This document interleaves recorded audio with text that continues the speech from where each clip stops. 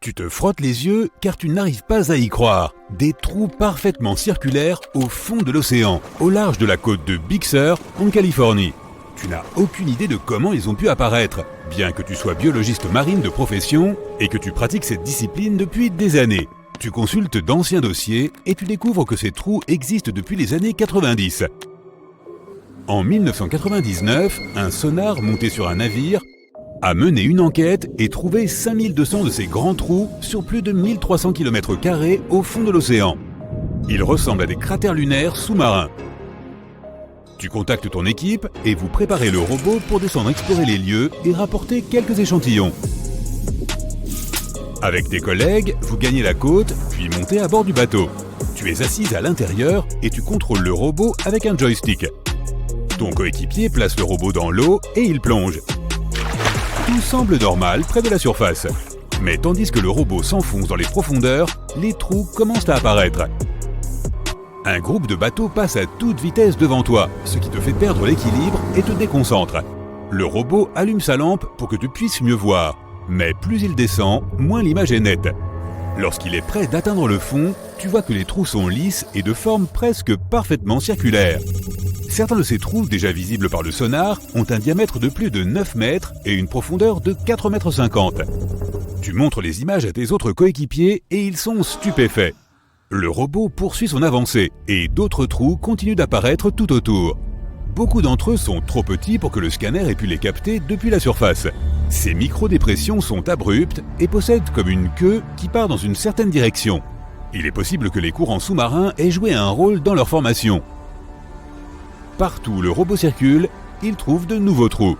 Au bout de quelques heures, le robot remonte vers le bateau avec les échantillons qu'il a prélevés. Tu les emportes à ton laboratoire pour les étudier. Le robot a enregistré des images de déchets de provenance humaine, mais les échantillons n'indiquent rien d'alarmant pour l'instant.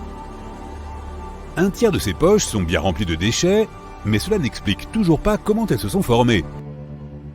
Il est tard dans la nuit et les membres de ton équipe rentrent chez eux. Tu t'endors dans ton laboratoire au milieu de tes recherches. Tu te réveilles le lendemain et en préparant ton petit déjeuner, tu te dis que ces trous ont peut-être pour origine une émanation de gaz, ce qui pourrait être nocif pour la faune marine. Tu vas vite chercher le robot et tu prends la route pour une seconde fois vers l'océan. Mais cette fois, tu n'as même pas pensé à appeler tes coéquipiers. Tu places le robot dans l'eau et tu te mets derrière l'écran pour le contrôler. Le robot descend au fond de l'océan et commence ses relevés. Jusqu'à présent, les trous semblaient toujours être couverts de déchets. Mais certains d'entre eux abritent de la vie en leur sein, des poissons et des algues. Après avoir scanné leur surface plusieurs fois et n'ayant pas découvert de bulles, tu te dis qu'il ne peut donc pas s'agir d'un gaz, mais tu veux en être absolument certaine. Au bout d'un moment, tu atteins un grand trou et ton robot commence à l'analyser. Tu trouves des bulles et tu découvres leur source, mais le robot ne peut pas aller si loin. Il tourne autour essayant de s'approcher, mais ça ne marche pas. Tu ramènes le robot au laboratoire et tu le modifies. Tu y attaches des bras mécaniques pour qu'il puisse soulever des objets et les déplacer. Tu ramènes ensuite le robot au même endroit, mais les bulles ne sont pas aussi fréquentes que la première fois. Tu utilises les bras pour déplacer certains déchets et tu découvres que les bulles sont en réalité produites par quelques crabes qui se reposent près d'un tas d'objets en plastique. Bingo! La mauvaise nouvelle, c'est que tu n'as toujours pas la moindre idée de la raison pour laquelle ces micro-dépressions et ces trous se sont formés. Tandis que tu essaies de manœuvrer le robot pour le faire remonter à la surface, une pieuvre enroule ses tentacules autour de lui et tire le robot vers le bas. Tu t'efforces de récupérer le contrôle de ta machine en utilisant la puissance maximale, mais il est impossible de faire se détacher la pieuvre. C'est une lutte acharnée entre l'animal et ton robot. La pieuvre entraîne ton robot sous un tas d'ordures, pensant qu'il s'agit là de quelque chose de comestible. Mais tu utilises les nouveaux bras pour dégager ton appareil sous-marin qui remonte enfin vers la surface. Tu retournes au laboratoire encore plus perplexe. Le robot a collecté d'autres échantillons pour que tu puisses les étudier. Ton œil est collé à ton microscope et tu essaies de comprendre de quoi il retourne, mais tu ne trouves rien. Tu décides de faire un test de datation au carbone pour déterminer l'âge de ces trous. Au bout d'un moment, tu vas voir les résultats et tu es encore plus surpris qu'avant. Ils indiquent que les trous ont environ 400 000 ans. Il s'avère donc que les déchets de source humaine ne sont pas en cause. Tu passes de nombreuses nuits blanches à essayer de percer le mystère. Tu rassembles ton équipe une fois de plus et tu organises une petite conférence de presse. Tu dis qu'il s'agit peut-être de quelque chose qui devrait nous inquiéter, mais tu ne peux toujours pas en dire plus. En travaillant dur, vous découvrez que les grands trous n'ont ni changé, ni été actifs depuis plus de 50 000 ans. Les trous les plus récents ont très probablement été créés par les détritus d'origine humaine qui se sont déposés au fond de l'océan. La faune marine aura recueilli certains de ces déchets, comme les objets de plastique et le matériel de pêche, pour se faire des abris. C'est pourquoi environ 4500 de ces trous sont plus récents et contiennent des déchets. Mais cela ne répond toujours pas à la question de savoir comment les trous sont apparus en premier lieu. Tu es de retour à la case départ. La seule façon de voir ce qui se passe vraiment est de débarrasser les trous des déchets qui les recouvrent et de les étudier. Cela fait les gros titres dans la communauté locale et attire l'attention d'une équipe de nettoyage. Tu organises un voyage vers l'océan et vous commencez l'extraction des détritus. De nombreux bateaux de nettoyage arrivent et tout le monde descend un filet pour remonter ce qu'il peut. Tu envoies ton robot une fois de plus pour t'assurer que les filets descendent au bon endroit. À mesure que tout le plastique est ramassé, de nombreux animaux marins sont forcés de s'échapper et de trouver d'autres abris. Tout le monde fait en sorte de ne pas leur faire de mal. Au bout de quelques semaines, tous les trous ont été nettoyés. Avec ton sonar, depuis la surface, tu vois maintenant les trous plus distinctement qu'avant. Mais tu n'as toujours pas de réponse à ta question. Tu fais d'autres recherches pour savoir si d'autres trous sont apparus dans le monde. De l'autre côté du pays, il y a un mystérieux trou bleu au large de la côte du golfe de Floride. Tu pars immédiatement pour la Floride et tu prends rendez-vous avec les scientifiques en charge de l'expédition. Les trous bleus sont des dolines sous-marines qui s'ouvrent dans le plancher océanique. C'est comme sur la terre ferme. Le monde sous-marin a lui aussi ses accidents géologiques.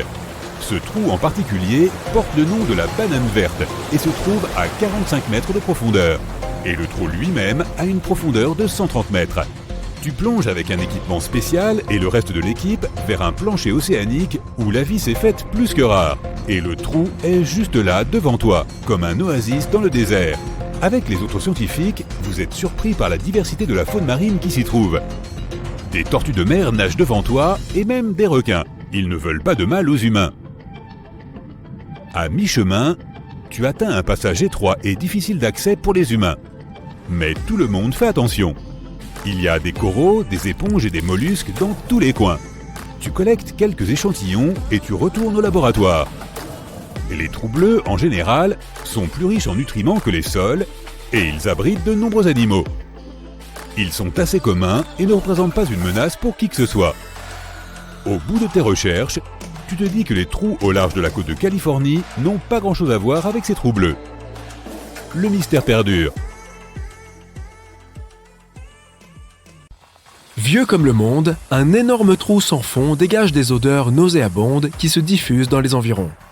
Des sons étranges proviennent des profondeurs de ce puits mystérieux. Les gens ont trop peur de marcher à proximité et même de simplement parler de ce trou. Si tu regardes en bas, tu ne verras que des ténèbres oppressantes. Tout cela ressemble à l'intrigue d'un film d'horreur. Mais c'est la réalité. Ce trou effrayant existe vraiment. Et maintenant, nous allons nous y rendre pour découvrir ce que c'est.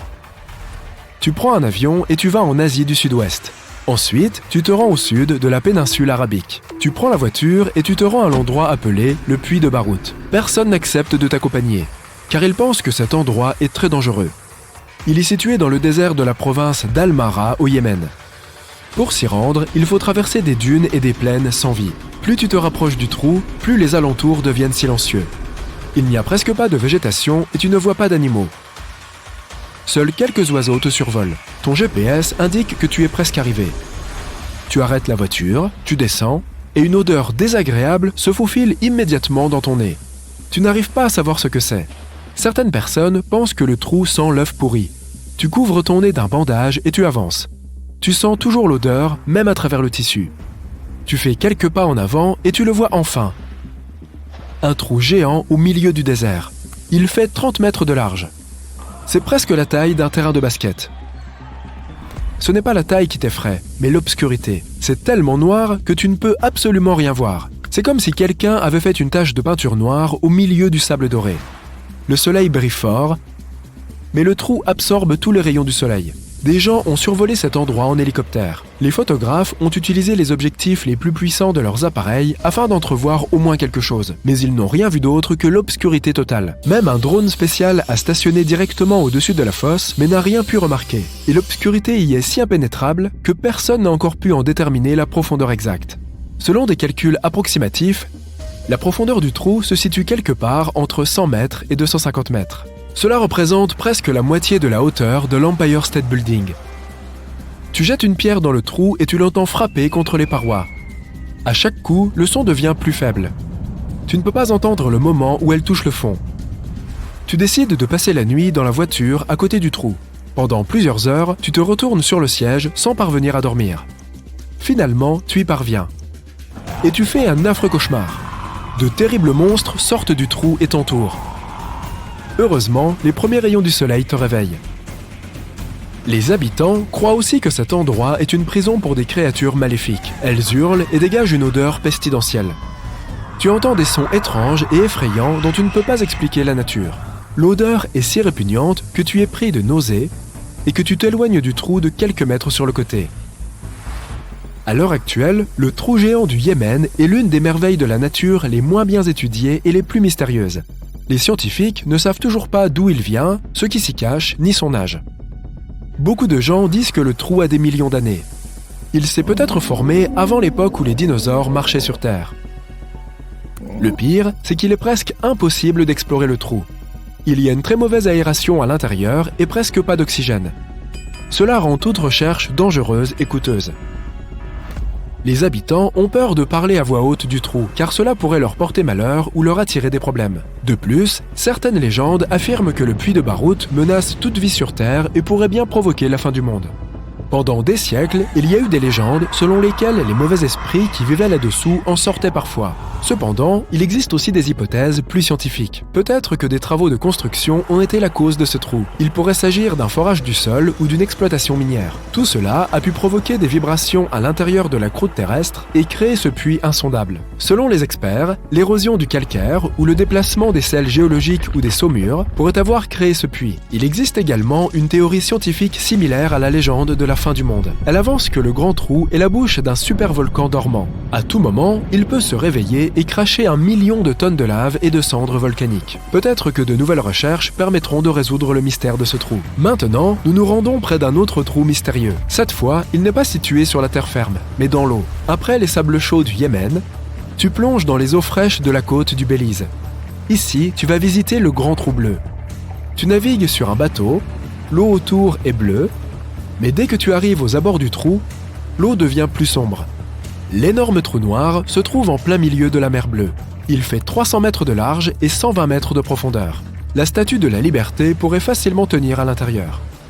La chose la plus intéressante est que le trou a une forme parfaitement ronde. C'est comme si quelqu'un l'avait créé artificiellement et l'utilisait comme un énorme entrepôt. Pendant longtemps, on a cru que le trou avait été créé à l'aide de technologies spatiales ou par des représentants d'une ancienne civilisation disparue. Contrairement au trou au milieu du désert, tu peux descendre dans celui-ci. Et certaines personnes l'ont fait. La théorie de l'origine artificielle de ce trou a été rejetée en 1971. Cette année-là, le célèbre chercheur Jacques Cousteau s'est rendu sur place et a prouvé que le Grand Trou Bleu avait été créé par la nature. Cela s'est produit il y a des centaines de milliers, voire peut-être des millions d'années. Grâce à la structure des formations de stalactites découvertes à l'intérieur, il a découvert qu'un fort tremblement de terre s'était produit sur la planète il y a environ 200 millions d'années. Il y a eu un déplacement de la plaque tectonique. Après cela, le sol s'est davantage effondré et a formé un entonnoir. Cela s'est produit à la fin de l'ère glaciaire, lorsque la glace a commencé à fondre. Mais il ne s'agit pas seulement d'une fosse profonde. Il y a beaucoup de grottes souterraines à l'intérieur. C'est comme un long labyrinthe où l'on peut facilement se perdre. Pour plonger dans cette grotte sous-marine, tu aurais besoin d'une grande réserve d'oxygène et d'une équipe de plongeurs professionnels qui connaissent bien ces labyrinthes. Tu enfiles donc un scaphandre et 2 bouteilles d'oxygène et tu descends dans l'eau. Au début, tu rencontres beaucoup de vie marine. Plusieurs espèces de tortues, des requins, des pieuvres et plus de 60 espèces de coraux. Et plus tu descends, plus le trou semble déserté. Sur les parois lisses, tu remarques les entrées de labyrinthes complexes.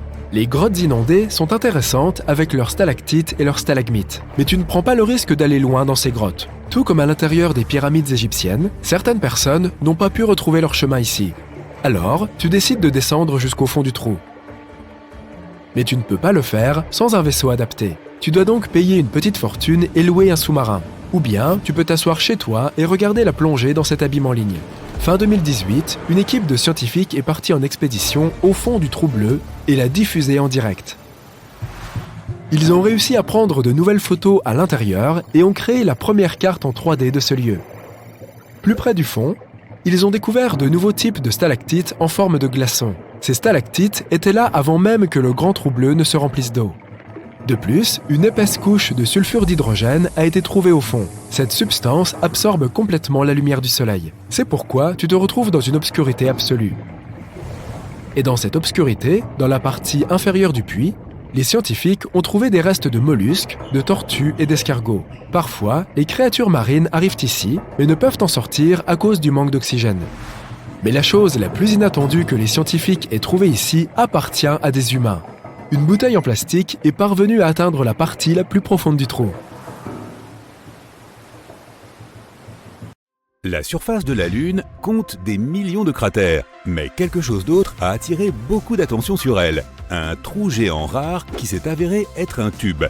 Il a été découvert lorsque l'orbiteur lunaire japonais recueillait des données autour du puits de lumière de la Lune, l'entrée du tube. Les chercheurs ont trouvé un motif d'écho spécifique qui suggérait la présence d'une zone creuse. Ils ont découvert d'autres motifs d'écho à quelques endroits près du trou, ce qui signifie qu'il pourrait y avoir d'autres tubes lunaires dans la zone. Dans ce grand tube, on pourrait placer un terrain de football entier et le tube pourrait l'avaler en entier. Il a une forme irrégulière et fait 130 mètres de diamètre. Les scientifiques pensent qu'il pourrait y avoir des grottes secrètes, un système de tunnels ou tout un paysage géologique merveilleux sous la surface.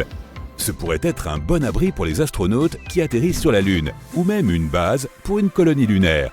Personne n'a jamais réussi à rester sur la Lune pendant plus de 3 jours, à cause des conditions qui règnent sur le satellite. Il y a une large gamme de températures, une faible atmosphère et aucun champ magnétique qui protège la surface contre les radiations ou les rayons du Soleil. Les astronautes portent des combinaisons spatiales qui ne peuvent pas les protéger pendant de longues périodes, mais un tube de lave le pourrait. Lorsqu'une coulée de lave refroidit, elle se couvre d'une croûte dure qui s'épaissit ensuite et crée un toit sur cette même lave. Elle continue de couler, mais lorsqu'elle s'arrête, le canal peut se vider, ce qui donne un tube vide. Notre planète a aussi des tubes de lave, mais ils ne sont pas aussi grands que celui que l'on trouve sur la Lune. Il existe un type d'arbre spécial appelé arbre lunaire. Il est cultivé à partir de graines qui ont été emmenées dans l'espace pendant l'une des missions et qui sont ensuite revenues sur Terre. Tu peux trouver ce type d'arbre aux États-Unis. La Terre est 27% plus grosse que la Lune et beaucoup plus massive. Notre gravité est aussi plus forte. Si tu laisses tomber une pierre sur la Terre, elle tombera plus vite. 68 kg sur la Terre ne représentent que 11 kg sur la Lune. La Terre a de nombreux satellites qui tournent autour d'elle, mais la Lune est son seul satellite naturel. Notre Lune s'est formée lors d'une grande collision entre la Terre et une autre planète de la taille de Mars. Cela s'est produit il y a environ 4,6 milliards d'années, peu après la formation du Soleil et de notre système solaire. Après la collision, un nuage de roches vaporisées s'est mis en orbite autour de notre planète, s'est refroidi et a pris la forme d'un anneau de petits corps solides. Ils se sont ensuite rassemblés et sont devenus la Lune, laissant des cratères en souvenir de cette collision. Si tu te tiens à la surface de la Lune, ton ombre sera plus sombre que sur Terre. C'est parce qu'il n'y a pas d'atmosphère pour diffuser la lumière et créer des ombres plus claires. L'une des lunes de Jupiter, Io, possède des centaines de volcans produisant des éruptions assez puissantes, envoyant parfois des panaches à 400 km dans l'atmosphère. Ces éruptions se produisent à cause de la gravité extrêmement forte à laquelle cette lune est exposée. Ses entrailles se contractent et se dilatent pendant les périodes où elles se rapprochent puis s'éloignent de Jupiter, ce qui génère suffisamment d'énergie pour une activité volcanique intense. Outre les planètes, des corps spatiaux plus petits ont parfois des lunes. En 1993, des chercheurs ont découvert un astéroïde de 32 km de large et sa lune de 1,6 km de large. Il faudrait 400 000 lunes pour égaler la luminosité de notre étoile, le Soleil. La Lune reflète la lumière qu'elle reçoit du Soleil, mais elle ne produit pas la sienne. Cette luminosité dépend de l'angle entre la Lune, la Terre et le Soleil. Notre Lune se trouve à environ 32 terres de nous et à 29 terres à son point le plus proche. Lorsque la nuit est sombre et claire, il semble que tu puisses toucher la pleine Lune. Mais si tu voulais le faire, tu devrais voyager sur une distance de 400 000 km. Pourtant, il y a de l'eau sur la Lune. Pas des flaques d'eau ou des lacs, mais des grains de glace d'eau qui existent dans les parties ombragées en permanence près des pôles de la Lune. Les scientifiques pensent que l'eau est arrivée sur la Lune il y a très longtemps, pendant une période où la Lune et la Terre étaient constamment frappées par des astéroïdes et des comètes qui contenaient de l'eau glacée. Ce processus pourrait même avoir contribué au développement de nos lacs et de nos océans, et pas seulement de l'eau glacée de la Lune. Des recherches plus récentes indiquent que l'intérieur de la Lune contenait déjà de l'eau et qu'elle est remontée à la surface pendant l'activité volcanique. Or, la même chose a pu se produire sur notre planète aussi. Sur les 200 lunes de notre système solaire, la nôtre est la 5e plus grande. La lune de Jupiter est la plus grande, presque 1,5 fois plus grande que la nôtre. Apollo 11 est la mission au cours de laquelle l'humanité a atterri pour la première fois sur la Lune. C'était un moment très important, diffusé dans le monde entier. Mais il a failli être interrompu par une énorme tempête qui sévissait en Australie à l'époque. Une antenne parabolique a été placée là-bas, ce qui nous a permis de recevoir les signaux de diffusion de la Lune. La Lune n'est pas un cercle parfait. Elle a plutôt la forme d'un œuf dont le sommet le plus épais est dirigé vers nous. Cette forme est due à sa rotation. Une pleine Lune peut t'empêcher de dormir. Des études ont montré que des personnes avaient eu un sommeil moins profond et mis plus de temps à s'endormir pendant la période de pleine Lune. Il ne s'agit pas tellement de sa luminosité, mais plutôt du cycle lunaire qui influence notre horloge biologique interne. Chaque année, la Lune s'éloigne de la Terre à cause de l'interaction entre la force gravitationnelle de la Lune et nos océans. En un an, elle s'éloigne d'environ 4 cm. Ce qui signifie que dans environ 600 millions d'années, elle sera plus éloignée de la Terre de 23 500 km qu'elle ne l'est actuellement. Ce chiffre n'a rien d'anodin, c'est le moment où les éclipses solaires totales cesseront de se produire. L'humanité n'a pas mis les pieds sur la Lune depuis quelques décennies, mais les empreintes de pas y sont toujours fraîches, car il n'y a pas de vent là-haut, si bien que ces traces peuvent rester là pendant des millions d'années. La Lune a son propre fuseau horaire appelé heure standard lunaire. Le temps est différent sur la Lune, donc une année y est divisée en 12 jours. Sachant que chacun est aussi long qu'un de nos mois. Les jours ont été nommés d'après les astronautes qui ont marché sur la Lune. Le calendrier lunaire commence au moment où Neil Armstrong a posé le pied sur la Lune en 1969. Il existe des sources d'énergie possibles pour les êtres vivants sur l'une des lunes de Saturne. Elle possède un océan sous la surface et elle pourrait présenter des réactions chimiques similaires à celles qui aident certaines formes de vie sur notre planète à survivre. La Lune abritait autrefois des volcans actifs, probablement à l'époque des dinosaures. La lave en fusion a durci à sa surface il y a des milliards d'années, ce qui a contribué à créer des cratères lunaires uniques. Mais les volcans sont en sommeil depuis longtemps désormais. La Lune connaît aussi des tremblements de terre, ou plutôt des tremblements de Lune. Tout comme notre planète, la Lune a aussi une croûte qui subit des changements et des mouvements. Les tremblements se produisent lorsque sa croûte se réchauffe et se dilate, ou bien ils peuvent même être causés par des impacts de météorites. Les tremblements de Lune ne sont pas aussi forts que les tremblements de terre, mais ils peuvent durer beaucoup plus longtemps, car la Lune n'a pas assez d'eau pour atténuer les vibrations sismiques. La Lune a une grande amplitude de température car elle n'a pas d'atmosphère. Pendant la journée, la température peut atteindre 93 degrés Celsius. Mais à ses pôles, elle est d'environ moins 240 degrés Celsius. En 2019, des astronautes ont découvert un étrange phénomène spatial. La Lune passait devant le Soleil et à un moment donné, il semblait qu'elle s'arrêtait puis commençait à reculer.